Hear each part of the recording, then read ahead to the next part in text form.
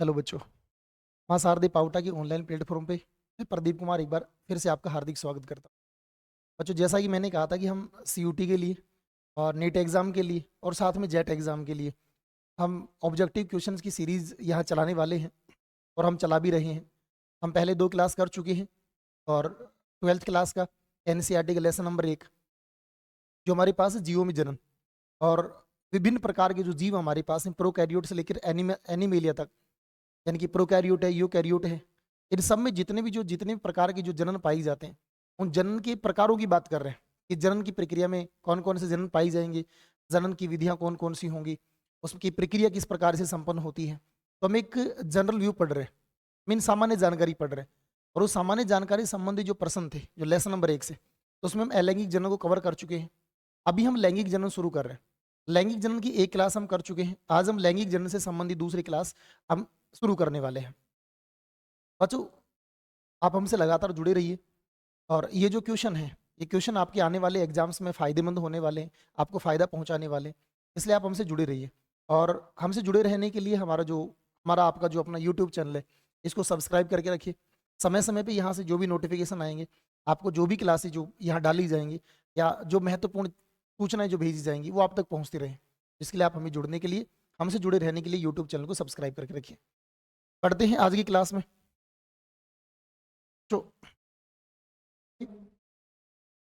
Reproduction in organism, जीवों में जनन, हमने टॉपिक शुरू कर रखा है। ये लेसन नंबर 1 है एनसीईआरटी बायोलॉजी का, जो हटा दिया गया, जो नई सिलेबस से हटा दिया, लेकिन पुराने वाले सिलेबस में सीयूटी और नीट के सिलेबस में डाला गया।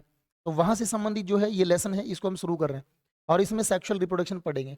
और इसका एक पार्ट जो है, फर्स्ट पार्ट है, हम पहले पढ़ चुके हैं। अब जो हम शुरू कर रहे हैं वो हमारे पास आज जो होगा वो सेकंड पार्ट शुरू करेंगे। देखते हैं बच्चों। सबसे पहला हमारे पास में प्रश्न है कि निम्नलिखित में से युग्मनज से संबंधित गलत कथन है। गलत कथन पूछा है युग्मनज से संबंधित, कि जो हम युग्मनज देखते हैं, जिस युग्मनज के बारे में हम जानते हैं, जिसके बारे में पढ़ते हैं, उस युग्मनज से संबंधित इनमें से कौन सा कथन है वो गलत है। तो एक बार देख लेते हैं कि युग्मनज क्या है। बच्चों, लैंगिक जनन के दौरान हमारे पास में दो युग्मक होते हैं। एक होता है नर, तो दूसरा युग्मक होता है मादा युग्मक। और ये दोनों युग्मक जो होते हैं, ये दोनों युग्मक सामान्यतः यानी कि अगुणित प्रकार के होते हैं। दोनों आपस में एक दूसरे के साथ में क्या करेंगे, संलयन। और संलयन करने की जो घटना है उसे हम बेसिकली क्या कहते हैं, निषेचन कहते हैं। और निषेचन के द्वारा जो बनने वाली जो संरचना है, जो कोशिका है, उसे हम कहने वाले हैं युग्मनज। और जब दो अगुणित युग्मक जब आपस में मिलते हैं और द्विगुणित कोशिका का निर्माण करते हैं, तो वो द्विगुणित कोशिका युग्मनज बनाती है। और अगर बात की जाए युग्मनज शुरुआत, तो यानी कि युग्मनज बनेगा किसे, नर और मादा युग्मक से। और नर और मादा युग्मक जो ये जो बनाई जाते हैं, ये दोनों बनाई जाते हैं जनक के द्वारा। मीन एक नर जनक होगा, एक मादा जनक होगा। तो जनक ही युग्मक बनाते हैं। युग्मकों में संलयन होता है, निषेचन होता है। निषेचन की प्रक्रिया से युग्मनज बनता है, जहां नर और मादा युग्मक अगुणित होते हैं, दोनों मिलकर के द्विगुणित युग्मनज का निर्माण करते हैं। युग्मनज है ये आगे जाके हमें भ्रूण का निर्माण करके देगा और भ्रूण के निर्माण से फिर हमें नया जीव मिलता है। तो मीन कोई भी एक जीव है, जो जनक जीव है, वो युग्मकों के माध्यम से युग्मनज बनाते हैं। युग्मनज में परिवर्तन होता है, भ्रूण बनता है और भ्रूण के परिवर्तन से जीव का निर्माण होता है। तो फिर हम कह सकते हैं कि इस जनक से और इस संतति में, यानी कि संतति जीव जब आता है, तो इसको आने के लिए हमें इस वाली कोशिका का होना जरूरी है। क्योंकि युग्मनज से भ्रूण बनेगा, भ्रूण से जीव, यानी कि जीव के निर्माण की जो घटना है वो कहाँ से शुरू होने वाली है, युग्मनज से। और हम कह सकते हैं कि कोई भी एक जो नया जीव जो पैदा हो रहा है, उसकी जो सबसे पहली कोशिका है, वो कोशिका ही कौन होती है, वो कोशिका युग्मनज होती है। तो युग्मनज से संबंधित ये सारी चीजें होती हैं। और युग्मनज को देखा जाए तो मैं कह रहा हूँ कि जनक से लेकर के संतति के बीच तक आते हैं। तो जनक और संतति को बीच को जो जोड़ने वाली जो कड़ी होती है, वो भी कौन होती है बेटा, युग्मनज होती है। अगर इससे संबंधित इन कथनों को देखा जाए जो हम डिस्कस कर रहे हैं, इन्हीं को लेकर कथन पढ़े जाए, तो एक बार देखते पढ़ेंगे ना क्या है। पहला कथन है, यह दो पीढ़ियों के बीच की योजक कड़ी है। सही बात है, यह जनक पीढ़ी और संतति पीढ़ी, इन दोनों के बीच की योजक कड़ी है। तो ये कथन हमारे पास सही होगा। दूसरा है, प्रजाति की निरंतरता सुनिश्चित करता है। हमने कहा भी था कि जनन जो है, जनन किसी भी प्रजाति की निरंतरता को बनाए रखता है, कंटिन्यूटी को बनाए रखता है। कोई भी जीव इस पृथ्वी एग्जिस्ट करता है, यदि उसको अपनी प्रजाति को बनाए लगा, उसको फिर संतति बनानी पड़ेगी, जनन करना ही पड़ेगा। और जब लैंगिक जनन होगा, जनन होता तो युग्मनज बनता ही है। इसका मतलब है कि युग्मनज जो है वो प्रजाति की निरंतरता सुनिश्चित करता है, कंटिन्यूटी को सुनिश्चित करता है, सर्टेनली निश्चित करता है। तो ये हमारे पास दूसरा जो है ये भी सही है। इसका निर्माण द्विगुणित कोशिकाओं से होता है। इसका निर्माण द्विगुणित कोशिकाओं से होता है। नहीं भाई, हम पढ़ रहे हैं कि इसका निर्माण होता है युग्मकों से, और युग्मक जो होते हैं वो होते हैं अगुणित कोशिकाएं। ये जो होते हैं ये होती हैं अगुणित कोशिकाएं, तो ये द्विगुणित कोशिकाओं से नहीं होगा। तो फिर ये स्टेटमेंट हमारा क्या हो जाएगा? गलत। और चौथे को देखें कि मानव जीवन की सबसे पहली कोशिका होती है। अगर हम इस जनक की जगह अगर हम मानव को रख के चलते हैं, अगर यह मानव को मान के चला जाए, तो मानव की जो संतति है इसको पैदा कर रहा है, तो हम कह सकते हैं कि जो संतति जो मानव उसको निर्माण भी किससे हो रहा है? युग्मनज से। तो ये फिर पहली कोशिका में इसको पहले डिस्कस कर चुके हैं, तो यानी कि ये कथन भी सही है। तो हमारे पास जो इसका आंसर जो निकल के आएगा वो आंसर हो जाएगा बेटा से, यानी कि ये वाला जो होगा कि इसमें द्विगुणित कोशिकाएं से इसका निर्माण नहीं होता है, अगुणित कोशिकाओं से इसका निर्माण होता है।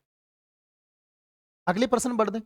भ्रूणोद्भवन के समय विशिष्टीकृत उत्क्रम अंगों की रचना होती है। यानी कि भ्रूणोद्भवन क्या है और विशिष्टीकृत ऊतक और अंग क्या है, इन पे डिस्कस कर दें, विचार करते एक बार देखो। अभी हमने कहा कि निषेचन के फलस्वरूप क्या बनता है? युग्मनज। कैसी कोशिका होगी? द्विगुणित। और युग्मनज जो होता है ये करता है बेटा समसूत्री विभाजन से किसका निर्माण करेगा? भ्रूण का। और युग्मनज से भ्रूण के निर्माण की जो घटना है बच्चों, यही तो क्या कहलाती है? यही भ्रूणोद्भवन कहलाती है। अब युग्मनज की देखी जाए तो युग्मनज कैसा है?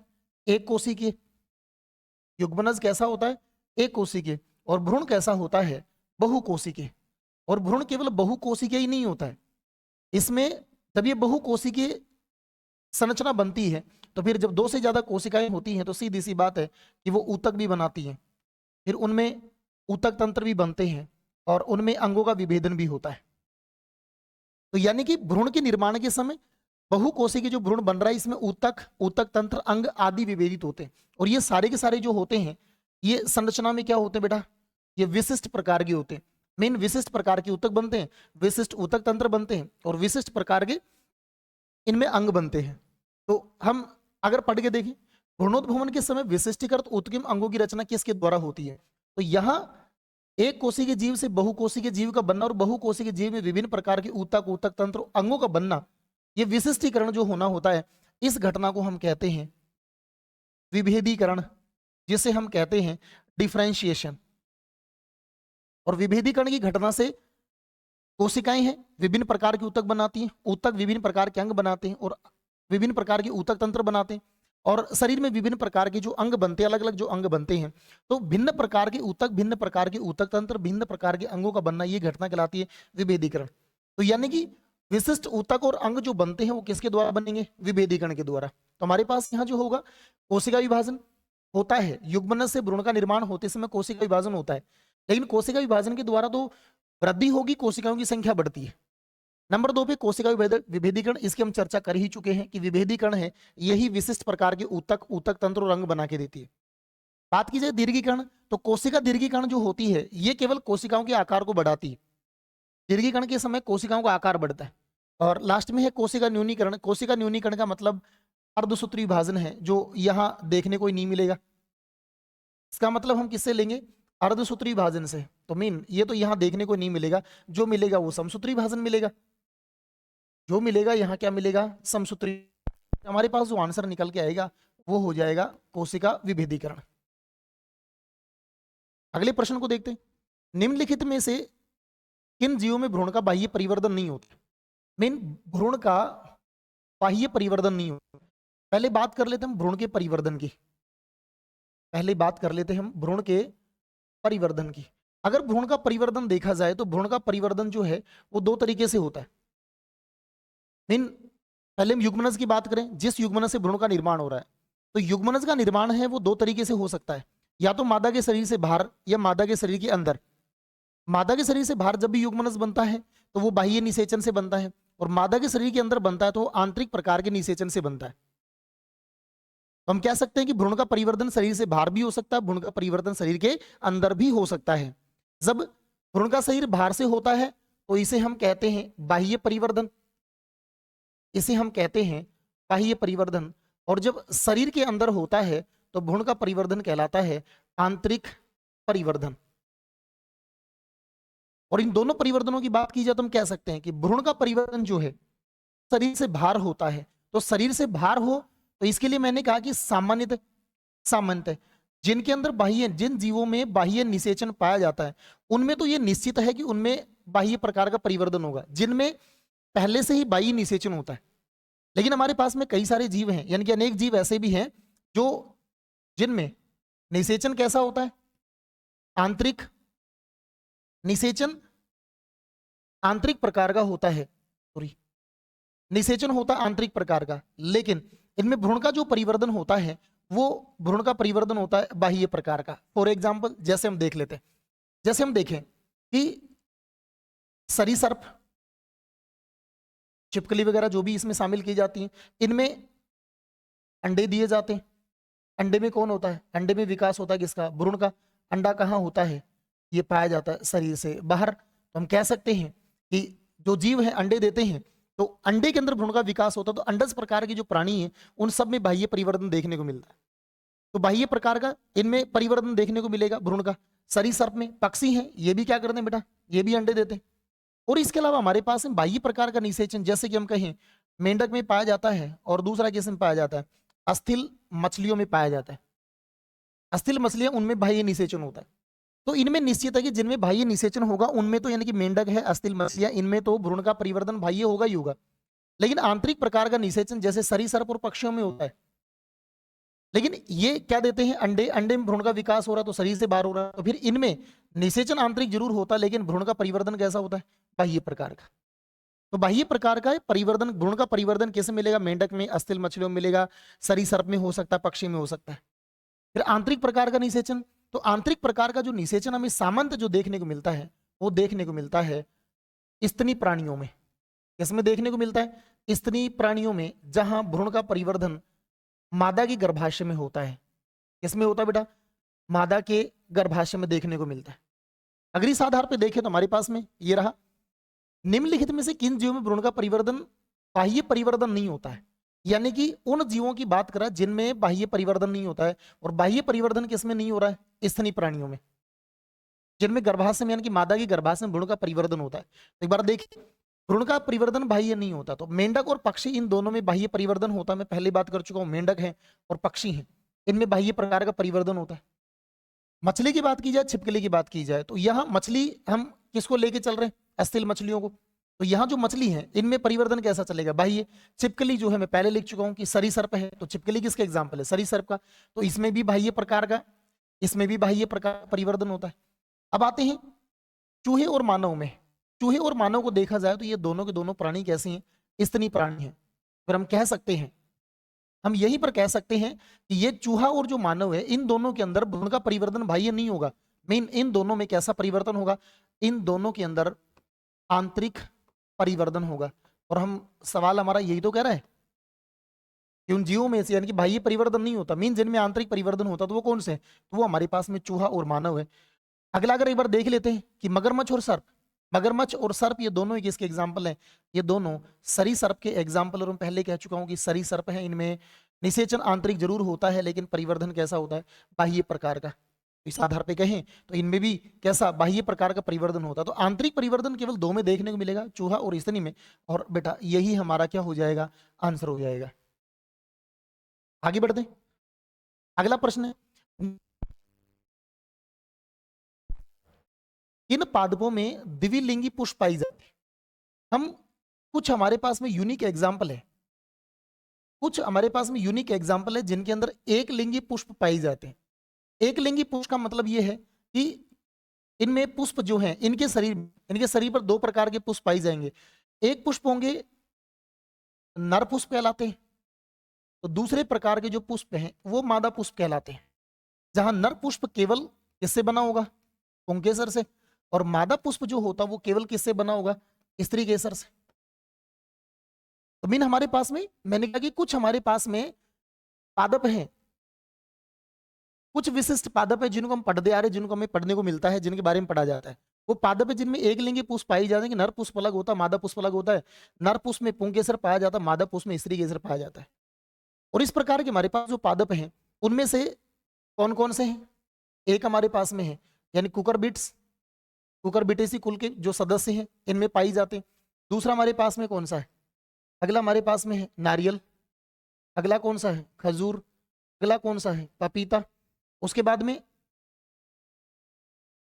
पपीता। अगला जो एग्जाम्पल हमारे पास हो सकता है वो कौन सा होगा? मक्का। ये सारे के सारे इन सब में क्या पाए जाते हैं? इनमें एक लिंगी पुष्प पाई जाते हैं। कुकुरबिट्स है, नारियल है, खजूर है, पपीता है, मक्का है, इनमें एक लिंगी पुष्प पाए जाते हैं। इनके अलावा बाकी जो अदर एग्जाम्पल जो पढ़ने को मिलते हैं उनमें है हमें द्विलिंगी पुष्प देखने को मिलेंगे। और द्विलिंगी पुष्प का मतलब यह है कि एक ऐसा पुष्प जिस पुष्प में पुंकेसर भी पाया जाए, तो उसी पुष्प में कौन मौजूद हो? स्त्री केसर भी मौजूद हो। मीन दोनों जनन अंग उसी में पाई जाए, फिर उसे उभयलिंगी कहेंगे। जिसमें केवल एक ही पाया जाए तो उसे एक लिंगी कहेंगे। और एक लिंगी पुष्प मैंने कहा कि दो प्रकार के पढ़े जाएंगे, एक नर पुष्प, दूसरा मादा। जिसमें पुंकेसर होगा वो नर पुष्प और जिसमें स्त्री केसर होगा वो मादा पुष्प। तो एक बार देख लेते हैं। मैंने कहा अभी शकरकंद और सरसों, इन दोनों के अंदर लिंगी पुष्प पाई जाते हैं। सीधा ही देखा जाए तो इन दोनों के अंदर क्या पाए जाते हैं? इन दोनों में द्विलिंगी पुष्प पाए जाते हैं। और वहां से एग्जाम्पल उठा के देखा जाए, कुकुरबिट्स हैं, खजूर है, नारियल है, पपीता है, खजूर, और इनमें एक और शामिल कर लिया जाए मक्का, इन सब में तो कैसे पाई जाते हैं? एक लिंगी पुष्प पाई जाते हैं। तो हमारे पास जो द्विलिंगी पुष्प वाला जो पादपों का समूह होगा वो कौन सा हो जाएगा? शकरकंद और सरसों। और एनसीईआरटी की बुक में लिखा भी है कि शकरकंद क्या होता है, इसमें द्विलिंगी पुष्प पाई जाते हैं। डायग्राम देके बताया गया शकरकंद का। तो जो लेसन नंबर 1 में जो काफी सारे डायग्राम दिए गए हैं उन डायग्राम्स को भी देखना चाहिए, क्योंकि कभी कभी एग्जाम में सीधे डायग्राम ही चिपका देते हैं। डायग्राम दिया, पूछ लिया कि ये डायग्राम है किससे संबंधित है, किसको प्रदर्शित कर रहा है, ये इसमें कौन सी घटना है वो चल रही है। तो फिर डायग्राम थोड़े ध्यान रखने चाहिए अपने को। तो इसका जवाब हम पढ़ रहे हैं, इसका जवाब हो जाएगा एस, शकरकंद और सरसों। अगले प्रश्न की बात करते हैं कि वह जंतु जिनमें अपरा अनुपस्थित होता है। वह जंतु जिनमें अपरा, अपरा का मतलब क्या है? कि जिनके अंदर प्लेसेंटा अनुपस्थित होता है। और भाई जिनमें प्लेसेंटा अनुपस्थित होगा इसका मतलब ये है कि उन जंतुओं के अंदर, उन जंतुओं के शरीर के अंदर अगर अगर भ्रूण का विकास होगा तो उस भ्रूण को पोषण, उस भ्रूण को पोषण जिस शरीर के, जिस मादा के शरीर में हो रहा है, उस मादा के शरीर से भ्रूण को पोषण नहीं मिलेगा। क्योंकि अपरा का काम है, अपरा का काम होता है गर्भाशय के अंदर विकसित होने वाले भ्रूण को पोषण प्रदान करना। मादा के शरीर में जो पोषक पदार्थ हैं उन पोषक पदार्थों को भ्रूण तक पहुंचाने का काम अपरा का होता है। और जिन जंतुओं के शरीर में अपरा नहीं पाई जाएगी इसका मतलब यह है कि उनमें मादा के शरीर से भ्रूण के अंदर, भ्रूण के पास में भोजन पहुंचाने की व्यवस्था नहीं होगी।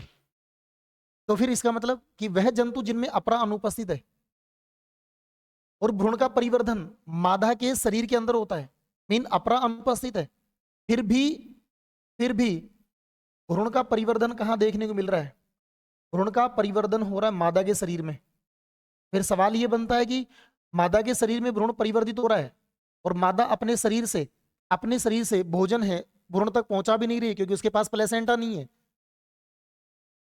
तो फिर शरीर में भ्रूण परिवर्तित कैसे होगा? तो फिर भ्रूण परिवर्तित होने के लिए क्या होता है कि उस भ्रूण का परिवर्धन शरीर में जरूर हो रहा है, लेकिन उस भ्रूण का भी परिवर्धन किस में होता है?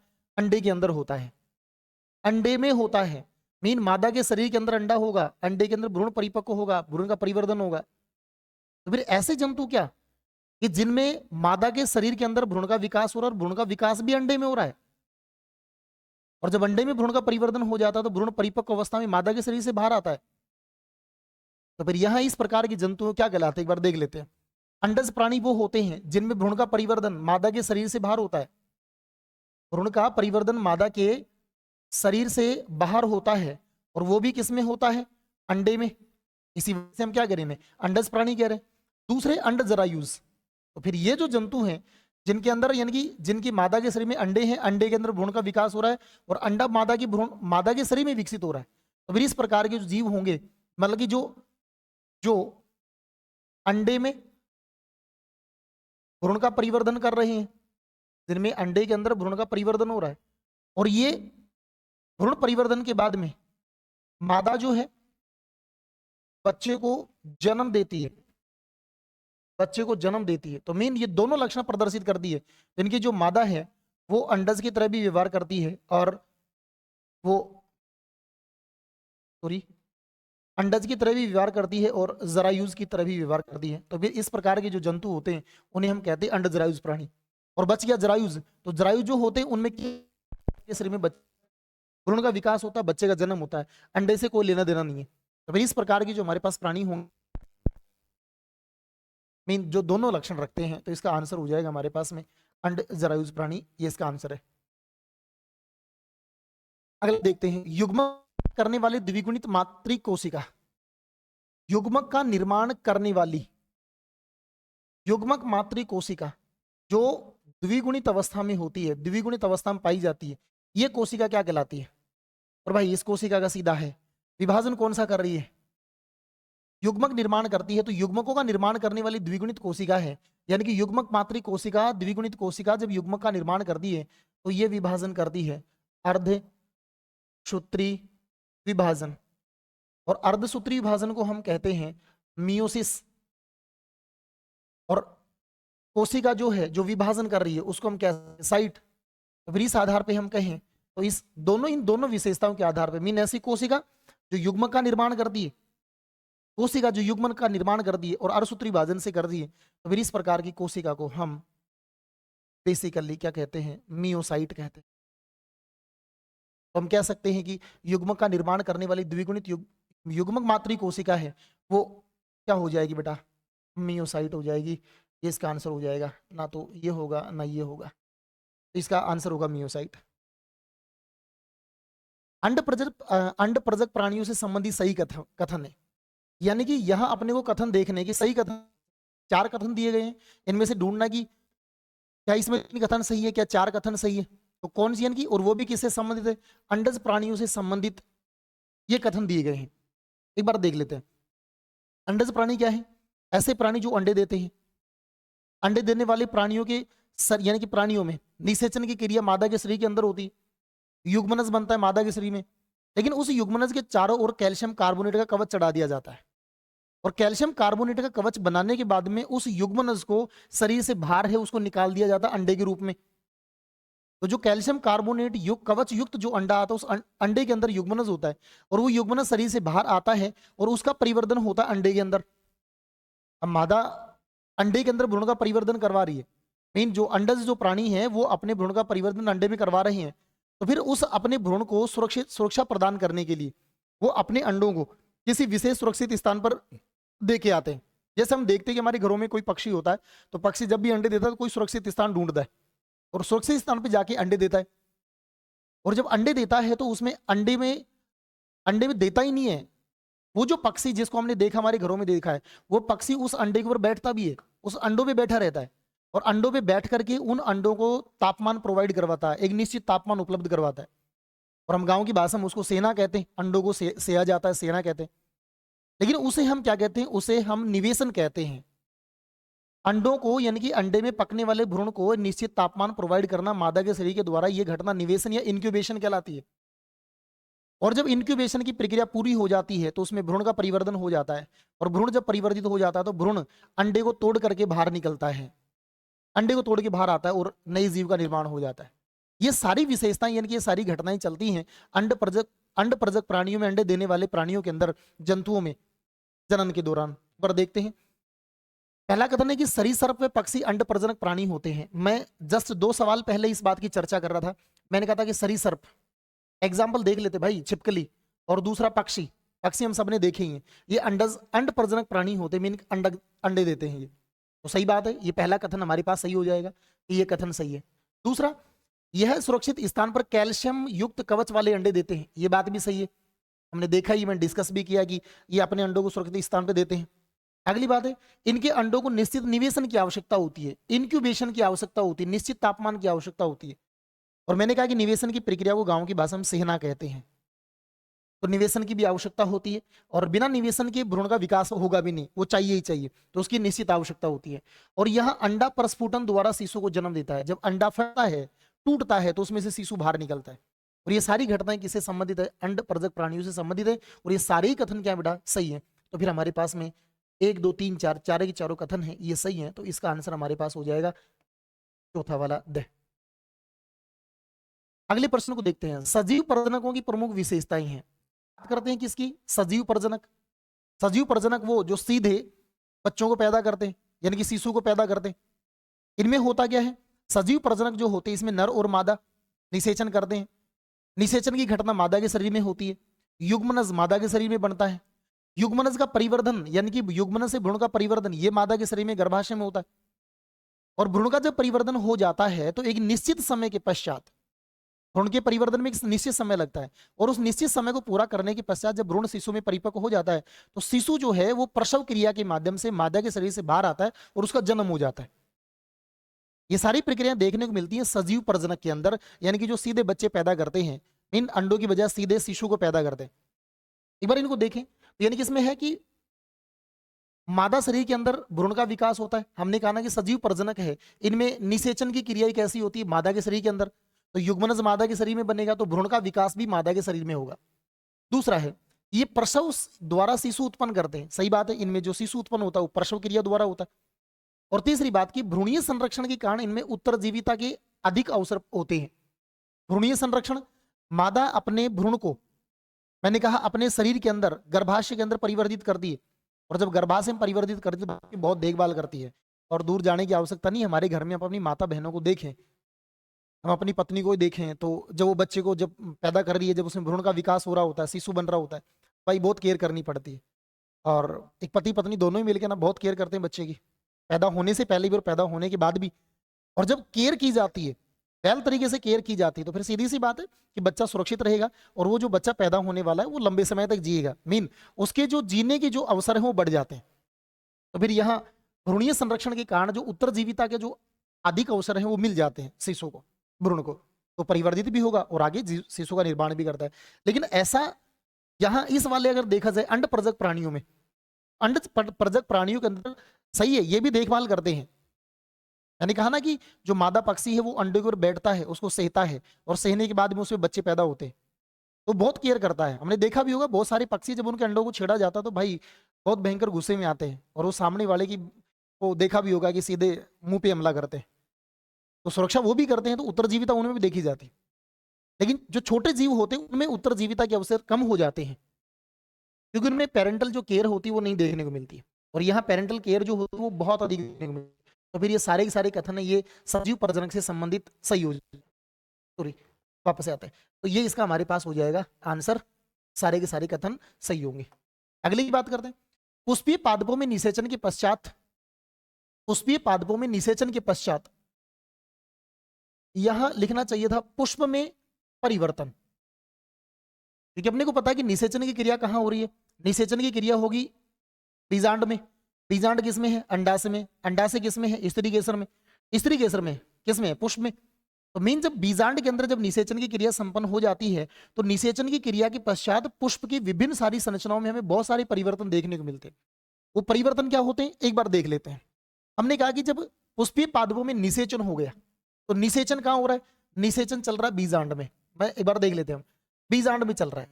तो जब निषेचन होगा तो सबसे पहले क्या बनेगा, युग्मनज। युग्मनज किसका निर्माण कर देगा, भ्रूण का। जब भ्रूण का निर्माण हो जाएगा, भ्रूण का परिपक्वन हो जाएगा, तो युग्मनज का निर्माण जिस बीजांड में हो रहा है वो बीजांड है वो परिवर्तित हो जाएगा, वो बीज में बदल जाता है। बीजांड जिस अंडाशय में है, जिस अंडाशय में है वो अंडाशय किस में बदल जाएगा, फल में। और अंडाशय जब फल में बदलता है तो फिर हम कह सकते हैं कि अंडाशय जो भित्ति है, अंडाशय भित्ति है वो किस में बदल जाएगी, वो बदल जाती है फल भित्ति में। और भाई फलों में जो फल भित्ति पाई जाती है वो बेसिकली दो तरीके की पाई जाती है।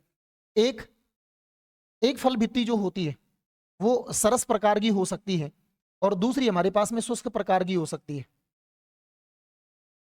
मतलब कि बहुत सारे फल ऐसे होते हैं, जैसे मूंगफली की बात की जाए तो मूंगफली में फल भित्ति होती, कठोर होती, शुष्क होती, खाने योग्य नहीं होती है, तोड़ के फेंक देते हैं। और दूसरे हमारे पास में जैसे दूसरे फल हैं जिसकी फल भित्ति, अब फल भित्ति की बात की जाए तो फल भित्ति 3 परतों में बटी होती है, बाह्य, मध्य और अंत। अब इसमें किसी में बाह्य फल भित्ति खाने योग्य नहीं होता तो मध्य और अंत फल भित्ति खानी होती, कुछ में मध्य फल भित्ति खाने योग्य होती। और वो जो मध्य फल भित्ति जो होती है या बाह्य या अंत फल भित्ति होती है वो सरस प्रकार की होती है। और सरस प्रकार का होने का मतलब ये है कि भाई वो कैसी होती है, रसीली होती है। कैसी होती है, वो खाने योग्य होती है, जबकि शुष्क में फल भित्ति खाने योग्य नहीं होती। मैंने कहा युग्मनस भ्रूण में परिवर्तित हो जाएगा, बीजांड है बीज में परिपक्व हो जाएगा, अंडा से फल का निर्माण कर लेगा, अंडा से भित्ति फल भित्ति में बदलेगी। फल भित्ति दो तरीके से बनती है, या तो सरस प्रकार की यानी कि रसीली, या फिर शुष्क होगी जो खाने योग्य नहीं होगी, रसीली जो बनेगी वो खाने योग्य बनती है। ये तो बात हुई किसमें, स्त्री केसर में यानी कि अंडाशय में। अब अंडाशय से जब बाहर आते हैं तो अंडाशय से बाहर आने पर हमें देखने को मिलता है क्या, वर्तिकाग्र। और इससे बाहर देखते हैं यानी कि अंडाशय के बाद में वर्तिका और वर्तिका के बाद में वर्तिकाग्र, ये दोनों जो होते हैं ये दोनों निषेचन के पश्चात शुष्क होकर गिर जाते हैं, या हम कहेंगे झड़ जाते हैं। यही नहीं, जब ये गिरते तो इनके साथ साथ पुंकेसर है वो भी गिर जाते हैं, बाह्य दलपत्र है वो भी गिर जाते हैं, दलपत्र है वो भी गिर जाते हैं। लेकिन कई सारे हमारे पास में ऐसे पादप हैं जिनमें बाह्य दलपत्र नहीं गिरते हैं, वो अंडाशय के साथ बने ही रहते हैं। जैसे हम बात करें बैंगन की, ब्रिंजल की बात करें तो ब्रिंजल में बाह्य दलपत्र हैं वो लगातार जुड़े रहते हैं, हमेशा जुड़े रहते हैं, उन्हें चिरलगन बाह्य दलपत्र कहा जाता है, वो पाए जाते हैं। तो यानी कि ये सारे परिवर्तन देखने को मिलते हैं। तो देखिए एक बार कि पुष्पीय पादपों में निषेचन के पश्चात पुष्प में कौन कौन से परिवर्तन संबंधित सही कथन देखने। नंबर 1, पुंकेसर बाह्य दलपत्र, दलपत्र बाह्य दलपत्र इनका झड़ना सही बात है, यही नहीं झड़ते भाई, इनके साथ साथ वर्तिकाग्र और वर्तिका भी झड़ जाती है, ये कथन सही। दूसरा, बीजांड का बीज में परिवर्तन, हमने कहा कि बीजांड है वो बीज में परिपक्व हो जाता है, परिवर्तित हो जाता है, ये भी सही है। अंडाशय का फल में परिवर्तन, ये भी सही है। अंडाशय भित्ति का केवल शुष्क फल भित्ति में परिवर्तन, हमने कहा कि फल भित्ति है केवल शुष्क में ही नहीं भाई, इसमें भी परिवर्तित होती है, सरस प्रकार की भी होती है, शुष्क की क्यों होती है, सरस भी होती है। इसलिए ये जो हमारे पास जो कथन होगा ये कथन गलत हो जाएगा, क्योंकि केवल शब्द जो लगा दिया ना, ये केवल शब्द ये कहता है कि नहीं भाई, केवल शब्द ये कहता है कि नहीं फिक्स केवल एक ही प्रकार का, यानी कि केवल शुष्क फल भित्ति बनती है, रसीली तो कभी बन ही नहीं सकती, नहीं भाई दोनों प्रकार की बनती है, इसलिए ये कथन गलत हो जाएगा। और इस आधार पर देखें तो पुष्पीय पादप निषेचन के पश्चात जो परिवर्तन जो होंगे उनसे संबंधित जो सही कथन है वो पहला, दूसरा और तीसरा होगा, चौथा गलत हो जाएगा। तो ये हमारे पास जो आंसर होगा वो ये वाला हो जाएगा। ये याद रखना भाई, बहुत बार पूछ लिया जाता है, बहुत बार ये सवाल पूछा गया और पूछा जाएगा कि निम्न में से कौन कौन सी संरचनाएं किस प्रकार से परिवर्तित हो जाती हैं, और ये सारी संरचना अपने को पता होना चाहिए। अगली बात करते हैं, नर युग्मक से संलयित हुए बिना, ये कह रहा है कि नर युग्मक से संलयित हुए बिना मादा युग्मक से सीधे ही नए जीव का परिवर्तन होना क्या कहलाता है। हमने ये देखा कि लैंगिक जनन की प्रक्रिया के दौरान हमारे पास में दो युग्मक पाए जाते हैं, एक होगा नर युग्मक तो दूसरा होता है मादा युग्मक, और दोनों युग्मक जो होते हैं ये दोनों संलयन करते हैं, ये दोनों क्या करते हैं, संलयन करते हैं, निषेचन करते हैं, क्या बनाएंगे, युग्मनस, युग्मनस से क्या बनेगा, भ्रूण, भ्रूण से क्या बनता है, शिशु, या हम कह सकते हैं कि नया जीव। ये तो लैंगिक जनन की प्रक्रिया, लेकिन यह क्या कह रहा है कि युग्मक यानी नर युग्मक से संलयित हुए बिना, यानी कि मादा युग्मक, कई बार क्या होता है कि मादा युग्मक नर युग्मक से संलयन करता ही नहीं है, और अगर नर युग्मक से संलयन नहीं किया तो इसका मतलब यह है कि भाई ना तो निषेचन होगा, मादा युग्मक जब नर युग्मक से संलयन नहीं करता फिर भी सीधे ही नए जीव का निर्माण करता है, यानी कि मादा युग्मक के द्वारा सीधे ही क्या बनाना, नए जीव बनाने की जो घटना, इस घटना को पूछा जा रहा है, ये घटना क्या कहलाती है। तो यहां देखें, यहां नए जीव का निर्माण हो रहा है, मैं इसको समझाता हूं, यहां नए जीव का निर्माण हो रहा है, तो जीव के निर्माण होने की घटना जो कहलाती है वो क्या कहलाती है, जनन। जीव के निर्मित होने की घटना क्या कहलाती है, जनन। तो यानी कि यहां मादा युग्मक से नए जीव का निर्माण हो रहा है, तो घटना कौन सी हुई, जनन। और यहां जनन यानी कि जो जीव बना है, यह जीव कैसे बना बेटा, युग्मक से बना, लेकिन यहां पर सॉरी, लेकिन यहां पर जो निषेचन है, इस जगह पे निषेचन जो है वो क्या हो गया बेटा, एब्सेंट है। मीन मादा युग्मक जीव का निर्माण तो कर रहा है, मीन जीव के निर्माण में युग्मक भाग ले रहा है, जीव भी बन रहा है, मीन जनन की घटना हो रही है, लेकिन क्या नहीं चल रहा, क्या नहीं हुआ, निषेचन। मतलब कि बिना किसी निषेचन के नए जीव का निर्माण होता है, और जब कभी बिना निषेचन के, जब युग्मक के द्वारा नए जीव का निर्माण किया जाता है तो इसके लिए एक शब्द यूज किया जाता है जिसका नाम है अनिषेक जनन। मतलब कि ए का मतलब नहीं, निषेक का मतलब निषेचन, जनन का मतलब जनन, मीन बिना निषेचन के जनन होना अनिषेक जनन कहलाता है। तो जब कभी भी नर युग्मक से संलयित हुए बिना मादा युग्मक सीधे ही नए जीव का निर्माण करेगी तो यह घटना कहलाएगी अनिषेक जनन। देखिए तो इसका आंसर हमारे पास यही निकल के आ जाता है, ये इसका आंसर है। तो फिर ये शब्द क्या कहता है, एनिसेचन। एनिसेचन का मतलब निषेचन का होना नहीं, नहीं होगा तो ना युग्मनज बनेगा, ना भ्रूण बनेगा, कुछ नहीं होगा, मेन जननी नहीं होना है। दूसरी बात, अनिषेक फलन। अनिषेक फलन ये रहा, इसमें समझते हैं हम। हमने कहा कि पुष्पीय पादपों में जब निषेचन होगा, जब निषेचन होता है तो निषेचन के बाद क्या बनेगा? भ्रूण। भ्रूण बनते ही क्या बन जाएगा? बीज। और बीज बनते ही क्या बनेगा? फल। तो यानी कि भ्रूण का बनना, बीज का बनना, फल का बनना, ये सब किस पे निर्धारित कर, किसके द्वारा निर्धारित किए जाते हैं? निषेचन के द्वारा। लेकिन कभी कभी क्या होता है कि बहुत सा कुछ पादपों के अंदर देखने को मिलता है कि बिना निषेचन के ही, बिना निषेचन के ही अंडा से सीधा ही फल में परिवर्तित हो जाता है। और जब कभी भी फल का निर्माण बिना निषेचन के होता है तो फिर ये घटना क्या कहलाएगी? अनिषेक फलन कहला, sorry sorry sorry sorry sorry, अनिषेचन निषेचन होगा ही नहीं, सॉरी सॉरी, अनिषेक फलन, यानी कि माफी चाहता हूं, अनिषेक फलन यानी कि बिना निषेचन के ही किसका निर्माण होना बेटा? फल का निर्माण होना। तो ये अनिषेक फलन और बिना निषेचन के जनन होना, ये क्या कहलाएगा? अनिषेक जनन। इसका आंसर हो जाएगा से वाला, सॉरी वो मुझे लगा शायद ऊपर ये पढ़ लिया मैंने, तो ये सारा नहीं होगा। बच्चों आज की क्लास में इतना ही। हम जीवों में जनन से संबंधित तीन क्लासों में बात कर चुके हैं। पहला था हमारे पास में जीवों में अलैंगिक जनन, दूसरा पढ़ा लैंगिक जनन। लैंगिक जनन को हमने दो पार्ट में पढ़ा, हमने दो हिस्से में पढ़ा है, और आज ये दूसरा हिस्सा है, आज हमने यहाँ खत्म किया है। तो बिन लेसन नंबर 1 जो 12वीं क्लास की एनसीईआरटी का था, जो इस समय सिलेबस से हटाया गया है, लेकिन जो लेसन नीट में और सीयूटी में दोनों में आने वाला है, जो दोनों में सिलेबस के अंदर डाला गया है, उस लेसन को हमने यहाँ डिस्कस किया 3 क्लासों में। पहले में लैंगिक जनन को डिस्कस किया, दूसरी क्लास में लैंगिक जनन जो पार्ट फर्स्ट के रूप में है, और जो तीसरी जो क्लास हमारे पास में है वो हमारे पास में लैंगिक जनन की पार्ट सेकंड। और इस तरीके से करके इन 3 क्लासों में हमने इसके पूरे के पूरे जो क्वेश्चन है, जो मोटे मोटे जो टॉपिक है, मोटे नहीं लगभग जो टॉपिक है वो कवर करके सॉरी कवर किए हैं। तो इस प्रकार के जो क्वेश्चन है, आगे जितने भी लेसन है, जितने भी जो हमारे पास अगली यूनिट जो आने वाली है, उन सभी यूनिट से हम लगातार ये क्वेश्चन लेके आ रहे हैं। तुम्हारी सीयूटी के लिए जो क्वेश्चन बन सकते हैं, जो आने की जिनकी संभावना है, नीट में जो आने की संभावना है, हम उनको यहाँ डिस्कस कर रहे हैं। इसलिए भाई आपसे निवेदन है कि आप लगातार हमसे जुड़े रहिए, और जुड़े रहेंगे तो आप कोई ना कोई फायदा ही लेंगे। हम इधर मेहनत करवा रहे हैं, आप हमारे साथ मेहनत कीजिए, और हमारी मेहनत के साथ आपकी जब मेहनत होगी तो आपको फल मिलेगा, और जब आपको फल मिलेगा तो आपके माँ बाप जो हैं, पेरेंट्स हैं, बहुत खुश होंगे। और हमें भी बड़ी खुशी होगी कि जब आप पढ़ करके, आप कहीं से ही पढ़े, चाहे हमसे पढ़े, चाहे कहीं और से, किसी भी तरीके से, लेकिन आप अच्छा पढ़ें, बेहतर पढ़ें, आप प्रयास करते रहें, अच्छा प्रयास करें, और आप आगे बढ़े। और निवेदन करूंगा कि जो यूट्यूब चैनल हमारा, आप इसको सब्सक्राइब करके रखें।